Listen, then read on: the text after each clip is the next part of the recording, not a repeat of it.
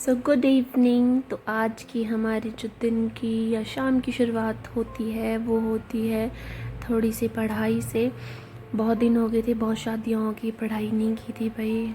तो पढ़ाई तो लाइफ का आई थिंक सो एक पार्ट ही है, पढ़ना तो पड़ेगा ही, तभी कुछ कर सकते हैं हम लाइफ में। तो थोड़ी बहुत करी, ज़्यादा सीरियसली बहुत दिन बाद पढ़ना ना तो कंसंट्रेशन में बड़ा दिक्कत आ जाती है कि कहाँ से स्टार्ट करें, कहाँ छोड़ा था पढ़ने। तो थोड़ी बहुत हमने अपना शाम का जो शिफ्ट हमने 1-2 घंटे का बनाया था शेड्यूल, वो बनाया। और फिर उसके बाद हम सोच रहे थे शाम के टाइम ठंड भी लग रही थी, थोड़ा चाय बना ली जाए। तो मैंने दूध में पत्ती लगाई जल्दी जल्दी और चाय हमारी बन गई। और चाय के साथ साथ फिर मुझे शाम का खाना भी रेडी करना होता है। तो हमने आज सोचा है, रोज़ और दाल चावल नहीं बनते, तो आज हमने सोचा है कि आलू बॉईल करने रख देते हैं और हम आलू मटर बनाएंगे। और फिर साथ हमारे कपड़े भी सूख गए थे, हमें जल्दी जल्दी कपड़े भी उठाने थे। और उसके बाद हमें आपसे करना था थोड़ी सी बात, तो हम ज़रूर करेंगे। तो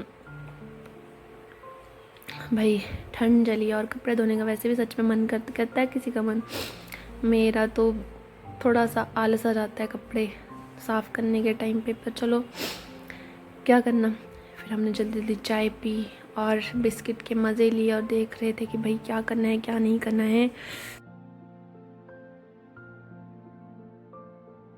ये जो आज आपने अभी ये जो फ़ोटो देखी, ये बहुत से लोग, जैसे आप गुरुद्वारे में जाओ, कहीं भी गुरुद्वारा साहब में जाओ, तो जैसे अनंतपुर साहब में जाएं हम, तो ऐसी फ़ोटोज़ आपने बहुत सारी देखी होंगी। लेकिन बहुत से लोग हैं जिनको इनके इतिहास के बारे में नहीं पता है। तो इनका जो नाम है ये है भाई मनी सिंह जी।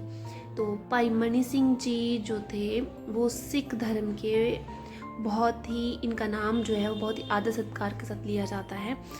तो भाई मनी सिंह जी का जन्म जो था वो 7 अप्रैल 1644 में गांव अलीपुर, डिस्ट्रिक्ट मुजफ्फरगढ़, जो कि अब पाकिस्तान में है, वहाँ हुआ था।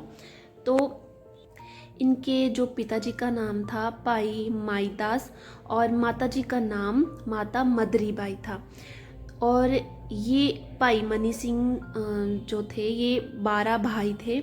तो ये बहुत ही अनोखी चीज़ है कि जो 12 के 12 भाई थे वो सिख धर्म के लिए शहीद हुए थे। और जो इनके 10 बेटे थे, भाई मनी सिंह जी के 10 बेटे थे, जो कि 7 जो उनमें से जो 7 थे वो सिख धर्म के लिए शहीद हुए हैं।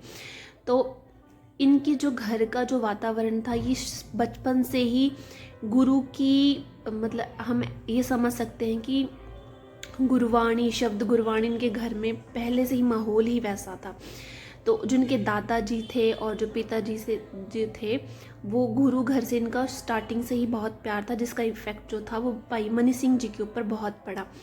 तो ये चीज़ें हम बोल सकते हैं कि अगर घर का वातावरण, अगर घर का जो इन्वायरमेंट है, अगर जैसा होगा वैसा इम्पैक्ट बच्चे पे ज़रूर पड़ता है, और ये आज की डेट में भी वैसा होता ही है। तो कम टू द पॉइंट भाई मनी सिंह जी के बारे में, भाई मनी सिंह जी के बारे में और कि इनकी जो शादी हुई थी वो 2 शादी हुई थी। तो जो पहली शादी हुई थी वो हुई थी माता सीतोबाई के साथ, जो कि लक्खी शाह बंजारा, जो दिल्ली में बिजनेसमैन थे बहुत बड़े।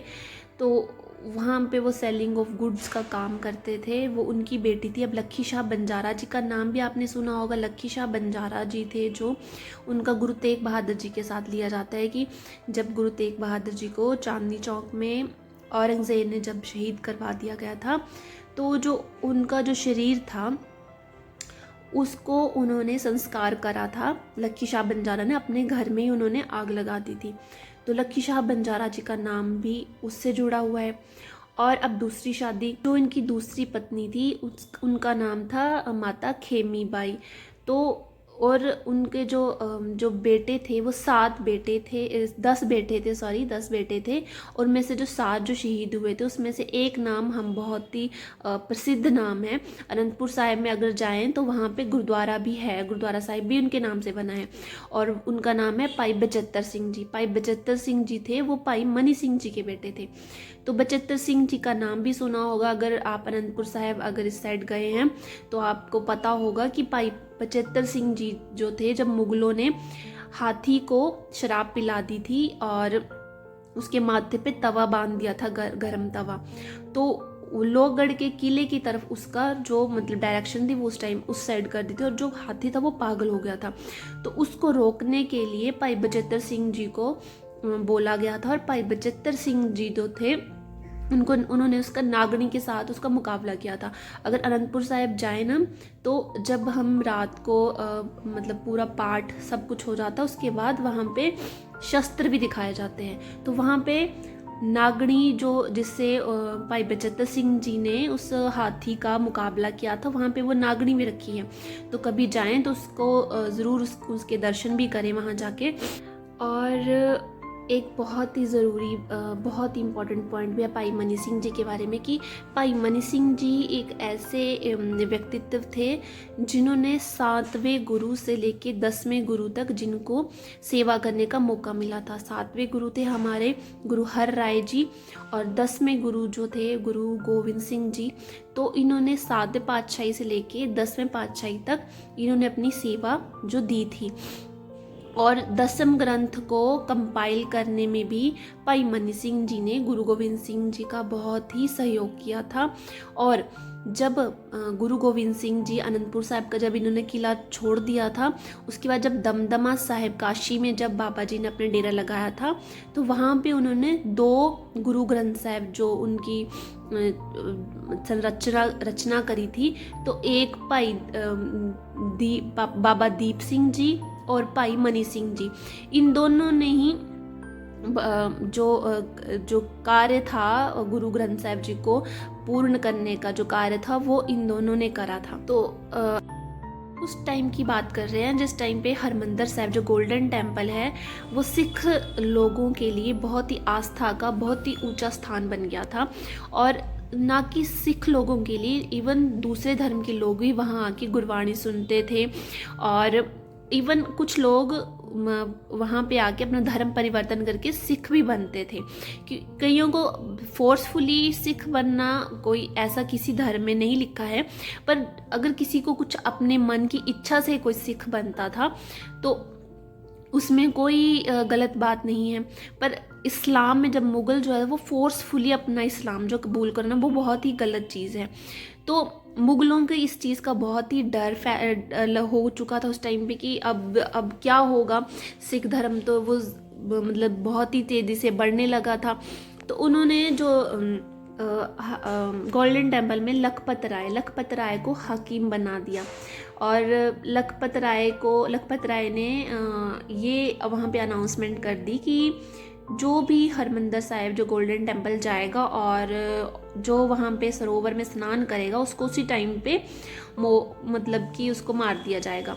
तो लोगों को बहुत ही ज़्यादा डर हो गया लखपत राय का, लोग वहाँ आना जाना लोगों का बहुत ही कम हो गया। सख्ती जैसे लखपत राय ने करी तो लोग बहुत सारे कम हो गया वहाँ आना जाना। तो लोग जो थे वहाँ के जो संगत थी वो भाई मनी सिंह जी के पास गई। भाई मनी सिंह जी को बोला उन्होंने कि इसका कोई सल्यूशन निकालो। तो उन्होंने प्लान बनाया कि हम लखपत राय को पकड़ेंगे। तो जैसे लखपत राय को पकड़ा तो लखपत राय जो था वो डर के मारे, अंधेरे में पकड़ा था तो वो अंधेरे का फ़ायदा उठा के वो भाग निकला। पर उसका फ़ायदा ये हुआ कि लखपत राय जो सिखों से इतना ज़्यादा डर गया कि वो अमृतसर छोड़ के ही भाग गया। उसके बाद जो गवर्नर था ज़करिया खान, अमृतसर का ज़करिया खान ने क्या किया कि जब अप्रैल में बैसाखी आने वाली थी तो उसके आने से पहले ही सिखों के साथ बहुत ही अच्छा स्वभाव हो गया, उसका नरम हो गया सिखों के साथ। और उसने मनी सिंह को बोला कि मतलब कि विश्वास में लिया कि बैसाखी के टाइम पे जो मेला लगता है उस टाइम पे सिखों को अनुमति दे दी कि सिख लोग जो है वहाँ पे मेला लगा सकते हैं और वहाँ पे आ सकते हैं, अपना माथा टेक सकते हैं। लेकिन फिर उसके बाद मनी सिंह जी ने लोगों को संदेश भेज दिया कि गुरुद्वारे में माथा टेकने के लिए लोग आने के लिए तैयार हो गए होंगे। और उसके बाद क्या हुआ कि एक सिख ने भाई मनी सिंह जी को आके ये खबर दी कि ज़करिया खान का तो प्लान कुछ और ही है। ज़करिया खान का प्लान था कि एक ही जगह पे सिखों को इकट्ठा करके वहीं पे उनको ख़त्म कर दिया जाए। तो मनी सिंह जी ने वहाँ पे भेज दिया मैसेज कि आप सिख लोगों को मैसेज भेज दिया कि आप यहाँ पे ना आए। लेकिन जब मेला लगाने की जब अनुमति मांगी थी भाई मनी सिंह जी ने ज़करिया खान से, तो ज़करिया खान ने एक शर्त रखी थी कि मेला तो मैं लगने दूंगा, लेकिन उसके बदले आपको 5,000 रुपये जो हैं आपको नगद देने पड़ेंगे। तो वो भाई मनी सिंह जी ने एक्सेप्ट कर लिया कि ठीक है, मैं 5,000 रुपये आपको मेला लगने के बाद दे दूंगा। लेकिन जैसे ही संदेश मिला लोगों को कि ज़करिया खान का तो प्लान कुछ और है, तो वहाँ पे उस टाइम पे लोग नहीं आए। बैसाखी वाले दिन मेला नहीं लगा और लोग नहीं आए। तो उसके बाद क्या हुआ कि ज़करिया खान को बहुत ही गुस्सा आया और ज़करिया खान ने सिपाही भेज दिए भाई मनी सिंह जी से 5,000 रुपये लेने के लिए। तो ज़करिया खान के सिपाहियों को भाई मनी सिंह जी ने पैसे देने से मना कर दिया कि मेला तो लगा ही नहीं, तो मैं 5,000 रुपया नहीं दूंगा। तो वो सिपाहियों ने उन्हें अरेस्ट कर लिया, उन्हें गिरफ्तार करके वो ले गए। तो जब ज़करिया खान ने पूछा कि आपने 5,000 रुपये क्यों नहीं दिया, तो भाई मनी सिंह जी ने बोला कि मैं नहीं दूंगा। मैं इसलिए नहीं दूंगा क्योंकि मेले के बदले हमारी हुई थी बातचीत कि मेला लगेगा और लोग इकट्ठा होंगे तो मैं 5,000 रुपये आपको नकद दूंगा, पर मेला तो लगा ही नहीं, तो मैं 5,000 रुपये आपको कैसे दे दूँ। तो उसके बाद ज़करिया खान ने उन्हें फतवा सुना दिया कि इनका बंद काट दिया जाए। तो जब भाई मनी सिंह जी की जो उम्र थी उस टाइम पे 90 वर्ष की थी, और भाई मनी सिंह जी को ऐसे इतिहास में लिखा गया है, इतिहास में बोलते हैं कि भाई मनी सिंह का जब जल्लाद था वो जब बंद काटने लगा, तो उसने जो तलवार थी वो कलाई पे चलाई। जब जलाने लगा तो भाई मनी सिंह जी ने उन्हें अब बोला कि सच्चा मुसलमान बनके जो तुम्हें आदेश मिला है वह तुम उसका आदेश का पालन करो।